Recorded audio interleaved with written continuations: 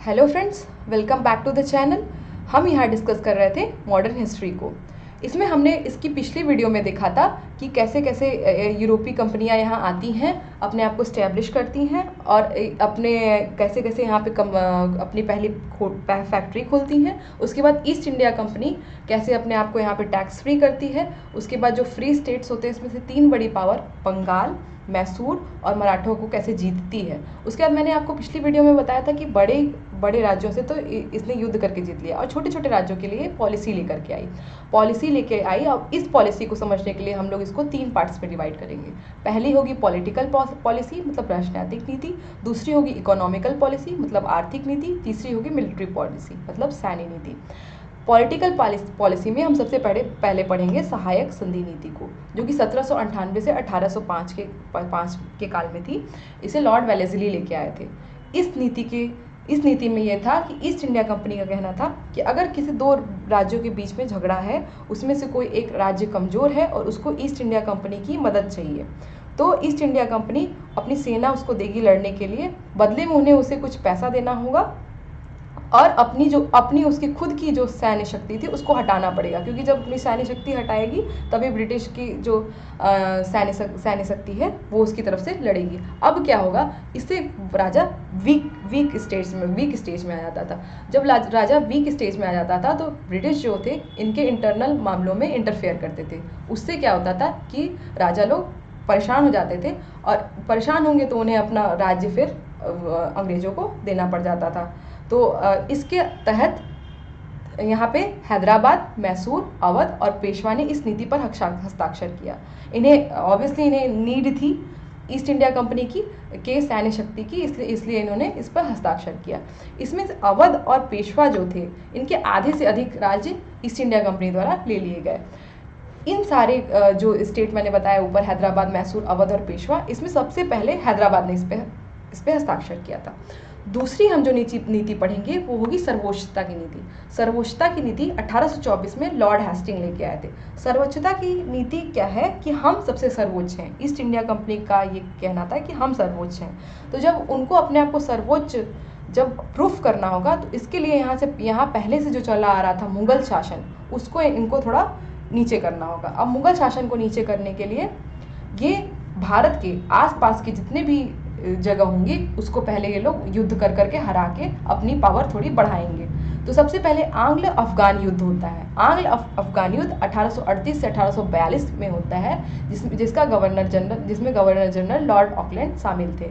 कारण क्या था कि रसिया बहुत तेजी से ग्रो कर रहा था और रसिया और इंडिया के बीच में अफगान पड़ता था। तो अंग्रेजों को ये डर लगने लगा कि अगर रसिया बहुत तेज़ी से डेवलप करेगा तो ये कुछ दिनों में इंडिया तक आ जाएगा, तो इसलिए इनको अफगानों को जीतना बहुत जरूरी था। तो आंग्ल अफगान युद्ध होता है 1838 से 1842 के बीच में। दूसरा होता है 1843 में सिंध पर कब्जा कर लिया अंग्रेजों ने, जो कि इसको कौन लीड कर रहा था, लॉर्ड एलनबरो। 1848 से 1849 में पंजाब पर अंग्रेजों ने कब्जा कर लिया, जिसमें कि लॉर्ड डलहौजी थे और सिखों का अंतिम राजा कौन था, दिलीप सिंह थे।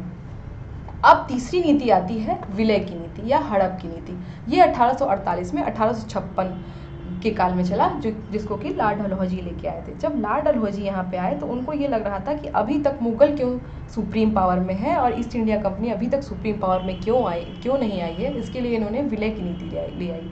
इनके अकॉर्डिंग ये था कि जो भी अगर किसी राजा का खुद का पुत्र नहीं है तो जो गोद लिया हुआ पुत्र है उसको लीगल नहीं माना जाएगा, उसको वैध नहीं मानेंगे और उनका जो राज्य होगा उसे ईस्ट इंडिया कंपनी द्वारा ले लिया जाएगा। तो इसमें जो स्टेट कैप्चर किए गए उसमें था सतारा, जो कि महाराष्ट्र में, संबलपुर उड़ीसा में, उदय और नागपुर और झांसी रानी लक्ष्मीबाई जहाँ की रानी थी। तो ये तीन नीतियाँ राजनीतिक नीतियाँ थीं, जिससे कि अंग्रेजों ने छोटे छोटे स्टेट्स को कैप्चर करना शुरू किया। और दूसरी नीति हम आपको यहाँ पे दिखा रहे हैं जो है इकोनॉमिकल पॉलिसी, आर्थिक नीति। इसमें क्या हुआ, स्थायी बंदोबस्त लाया 1793 में लॉर्ड कॉर्नवालिस ने।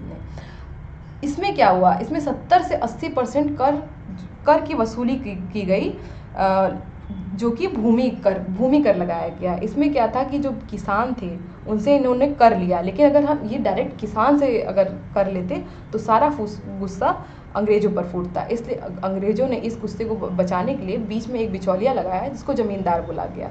ये स्थायी नीति बंगाल में सबसे पहले शुरू हो गई। स्थायी नीति को 10 वर्षों के लिए लगाया गया। अब किसान बताइए, अगर 70 से 80% जो भी पैदा करेगा उससे जो भी कमाई होगी उसका 70 से 80% अगर वो कर अंग्रेजों को कर के रूप में दे देगा तो फिर कितना बचेगा उसके पास। तो इसलिए यहाँ पे किसान गरीब होता जाएगा और फिर यही किसान जो होता है विद्रोह करता है 1857 की क्रांति में। तो इसीलिए कहा जाता है कि 1857 की जो क्रांति होती है वो सिर्फ राजा का नहीं, राजा प्रजा सैनिक सबका विद्रोह होता है। फिर दूसरा आता है महालवाड़ी बंदोबस्त। महालवाड़ी बंदोबस्त में जो इकाई होती है उसको बोलते हैं, उसमें एक महल में कई सारे गांव आते हैं। ये लागू करने वाला 1822 में हॉल्ट मैकेंजी नामक का एक ईस्ट इंडिया कंपनी का गवर्नर था।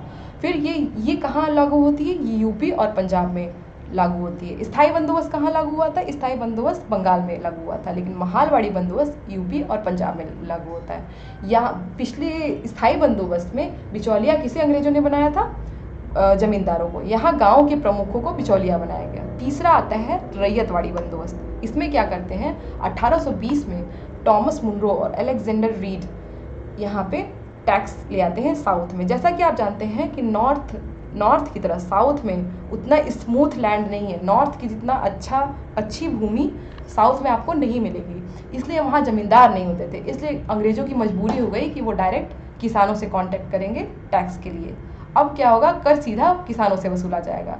ये मद्रास और बॉम्बे में लगा था। जब यहाँ डायरेक्ट अगर किसानों से कर वसूला जाएगा तो ये टैक्स कम लगेगा as compare to UP, Punjab और बंगाल। तो इसीलिए ये एक कारण होता है कि 1857 की क्रांति में नॉर्थ इंडिया ज़्यादा इन्वॉल्व रहता है साउथ इंडिया के कंपेयर में, और यही एक बहुत बड़ा हार का कारण भी बनता है। 1857 की क्रांति के फेलियर का भी कारण यही होता है। तीसरा आता है आपकी मिलिट्री पॉलिसी, सैन्य नीति। इसमें जो सहायक संधि हुई थी, जो कि मैंने अभी आपको बताया था, पॉलिटिकल पॉलिसी में सहायक संधि में क्या हुआ कि सैनिक जो उसमें बेरोजगार हुए थे, राजा अपने जो सैनिक हटा दे रहे थे ईस्ट इंडिया कंपनी के सैनिक को लेकर के, तो क्या हुआ कि उसके नतीजे से जो सैनिक थे वो बेरोजगार हो गए। उनके पास अब ऑप्शन क्या बचेगा? उनके पास 2 ही ऑप्शन है, या तो वो अपने गांव वापस लौट जाए, वहाँ खेती करें और वहाँ से अपना खर्चा चलाएं। लेकिन आप देख ही रहे हैं कि स्थायी बंदोबस्त, महालवाड़ी और रैयतवाड़ी लगा करके किसानों की हालत को बर्बाद कर दिया गया है। तो इससे क्या होता था, कुछ जो सैनिक थे वो ब्रिटिश सैनिकों में शामिल हो गए। ब्रिटिश सैन्य शक्ति में वे शामिल हुए। तो ब्रिटिश सैनिक जो थे उससे नस्लीय भेदभाव करते थे, रंग के आधार पर भेदभाव करते थे। और दूसरी बात ये थी कि जब ईस्ट इंडिया कंपनी के पास उसकी ज़रूरत से ज़्यादा उसको सैन्य शक्ति मिल रही थी तो वो उनको वेतन कम देते थे। अब तीसरा कारण ये था कि 1856 में कुछ नए कारतूस आए। कारतूस को दांत से लगा करके उसके बाद उसका जो बारूद होता था उसको भर के ये लोग फायर करते थे। और अब ये अफवाह फैली कि जो कारतूस है उसमें गाय व सुअर के ग्रीस का प्रयोग हो रहा है। अब इंडिया में जो ज़्यादातर सैनिक थे वो हिंदू और मुसलमान थे, तो इससे वे बहुत प्रभावित हुए। और जिसका इल्ज़ाम क्या होता है, बैरकपुर छावनी के एक मंगल पांडे नाम का एक सैनिक होता है जो कि 34th रेजिमेंट का होता है। उसने सीनियर ऑफिसर को इसी विद्रोह के तहत गाय व सुअर का जो ग्रीस बना हुआ ग्रीस का जो यूज़ नहीं करना चाहता था, इसी के तहत उसने सीनियर ऑफिसर को गोली मार दी। और इसी परिणाम स्वरूप क्या हुआ कि उसको 29 मार्च 1857 को उसको फांसी पर चढ़ा दिया गया। अब इस फांसी का इल्ज़ाम ये होगा कि 10 मई 1857 को मेरठ से 1857 की क्रांति का आगाज हो जाएगा, जिसमें कि सैनिक शामिल होते हैं। और अब हम अगले वीडियो में देखेंगे कि कैसे फिर ये विद्रोह आगे बढ़ता है। तो होप कि आपको ये वीडियो पसंद आया होगा। अगर आपको ये वीडियो पसंद आया तो चैनल को लाइक करें, शेयर करें और ज़्यादा से ज़्यादा सब्सक्राइब करें। Thank you so much.